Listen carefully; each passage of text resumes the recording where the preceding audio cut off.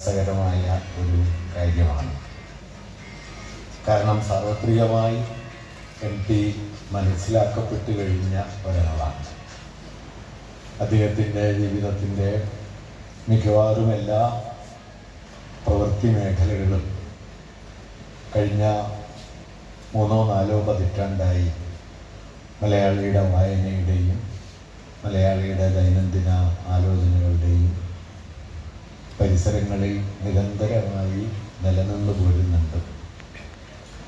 അതുകൊണ്ട് അത്രമേൽ പരിചിതനായ ഒരു പൊതുസമൂഹത്തിന് അത്രമേൽ പരിചിതമായ ഒരു പൊതു വ്യക്തിത്വം ആണ് MTയുടേത് എന്നതുകൊണ്ട് തന്നെ അദ്ദേഹത്തെ ആ നിലയിൽ അനുസ്മരിക്കുന്നതിൽ വാസ്തവത്തിൽ കുറേയൊരു പ്രയാസമുണ്ട്.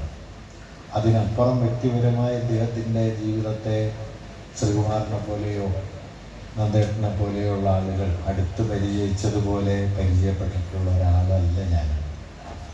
അതുകൊണ്ട് തന്നെ ഒരുപക്ഷെ നമുക്കൊക്കെ അറിയുന്ന ചില കാര്യങ്ങൾ തന്നെ ഈ അനുസ്മരണ പ്രഭാഷണത്തിൽ ആവർത്തിക്കേണ്ടതായിട്ട് വരും. വളരെ വിപുലമായ ഒരു അനുസ്മരണ പ്രഭാഷണത്തിന് ഉതകുന്നൊരു വേദിയുമല്ല. അതുകൊണ്ട് ചുരുക്കം ചില കാര്യങ്ങൾ MTയെ സംബന്ധിച്ച് സൂചിപ്പിച്ചുകൊണ്ട് ഞാൻ ഈ പ്രഭാഷണം നിർവഹിക്കാമെന്നാണ് കരുതുന്നത്. കുറച്ച് എഴുത്തുകാരെ കുറിച്ച് മാത്രമേ നമുക്കൊരു കാലഘട്ടത്തിൻ്റെ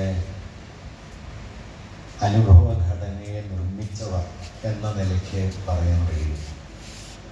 എല്ലാ എഴുത്തുകാരും ഒരു കാലത്തിൻ്റെ ആകമാനമുള്ള ഒരു അനുഭൂതി പ്രപഞ്ചത്തിൻ്റെ നിർമ്മാണത്തിൽ ഒരുപോലെ പങ്കുചേരുന്നില്ല. ചിലർ ആ കാലത്തിൻ്റെ സാമാന്യ അഭിരുചികളെ ആവിഷ്കരിച്ച് പിൻവാങ്ങും. മറ്റു ചിലരാകട്ടെ ഒരു കാലഘട്ടത്തിൻ്റെ സാമാന്യ അഭിരുചികൾക്ക് പിന്നിൽ ഒളിഞ്ഞു കിടക്കുന്ന ഒരുപക്ഷെ ഭാവിയിൽ തെളിയാനിരിക്കുന്ന സൂചനകളെ വെളിപ്പെടുത്തിക്കൊണ്ട് എഴുതും. മറ്റു ചിലരാകട്ടെ ഞാൻ നേരത്തെ പറഞ്ഞതുപോലെ വിപുലമായൊരു ഭാവുക പ്രപഞ്ചത്തെ ആകമാന അഭിസംബോധന ചെയ്ത് നിലനിൽക്കുന്നതും വരാനിരിക്കുന്നതുമായ അനുഭവ ഘടനയിലേക്ക് വെളിച്ചം വീശിക്കൊണ്ട് എഴുത്തുകാരായി നിലനിൽക്കുകയും ചെയ്യും. 1950കളുടെ അവസാനം MTയുടെ നാലുകെട്ട് വരുമ്പോൾ കേരളം വലിയൊരു പരിവർത്തനത്തിൻ്റെ പടിവാതിക്കലാണ്. നവോത്ഥാന സാഹിത്യം രൂപപ്പെടുത്തിയ ആശയപ്രപഞ്ചം അന്ന് കേരളത്തിൽ വളരെ ശക്തമായിട്ടുണ്ട്.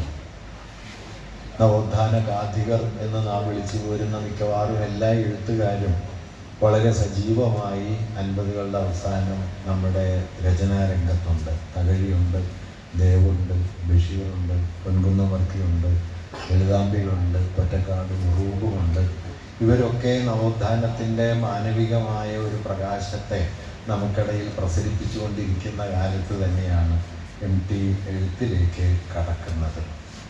എങ്കിലും നവോത്ഥാനത്തിൻ്റെ ആ പ്രകാശത്തെ ആവർത്തിക്കാൻ മാത്രമല്ല MTയുടെ എഴുത്ത് മുതിർന്നത് എന്നത് ഒരു പ്രധാനപ്പെട്ട കാര്യമാണ്. അത് MT ഒറ്റയ്ക്ക് ചെയ്തു എന്നും പറയുകയല്ല. 50കളിൽ തന്നെ സുപ്രധാനമായ ചില കൃതികൾ പുറത്തു വരുന്നുണ്ട്. വെല്ലുവിളിയുടെ കുടിയൊഴിക്കൽ അപ്പോഴേക്കും പുറത്തു വന്നു. അത്രയൊന്നും പേരെടുത്തതല്ലെങ്കിലും പട്ടത്തുള്ള കരുണാകരൻ്റെ ബൂർഷ്വാ സ്നേഹിതൻ എന്നു പേരായ കഥാസമാഹാരം 50കളുടെ അവസാനം 58ലാണ് എന്നാണ് എൻ്റെ ഓർമ്മ പുറത്തു വരുന്നത്. ഈ കൃതികളൊക്കെ ഉയർത്താൻ ശ്രമിച്ച ഒരു പ്രധാനപ്പെട്ട കാര്യം നവോത്ഥാനത്തിൻ്റെ വെള്ളിവെളിച്ചത്തിനുള്ളിൽ പ്രകാശധോരണിക്കുള്ളിൽ എന്തൊക്കെ തെളിയാതെ കിടപ്പുണ്ട്, എന്തൊക്കെ വൈരുദ്ധ്യങ്ങളുണ്ട് എന്നതിൽ ഒപ്പിളിയാണത് ഗംഭീരമായി ആവിഷ്കരിച്ചത്. കുടിയൊഴിക്കൽ എന്ന കവിത വാസ്തവത്തിൽ നമ്മുടെ ആധുനികത എന്ന് നാം വിളിക്കുന്ന, നവോത്ഥാനം എന്ന് നാം വിളിച്ചു പോരുന്ന അനുഭവമണ്ഡലത്തിനുള്ളിലെ പിളർപ്പുകളെ, അതിൻ്റെ സാഹിത്യഭാവനയെ, മനുഷ്യസങ്കല്പത്തെ, പുരോഗതി ബോധത്തെ, വിപ്ലവബോധത്തെ ഒക്കെ സംശയിക്കുകയും അതിനുള്ളിലുള്ള ഇരുട്ടുകളിലേക്ക് പതിയെ പതിയെ നോക്കി തുടങ്ങുകയും ചെയ്യുന്ന ഒരു കൃതിയായിരുന്നു. ഒരർത്ഥത്തിൽ ബഷീർ അത് ചെയ്യുന്നുണ്ട്.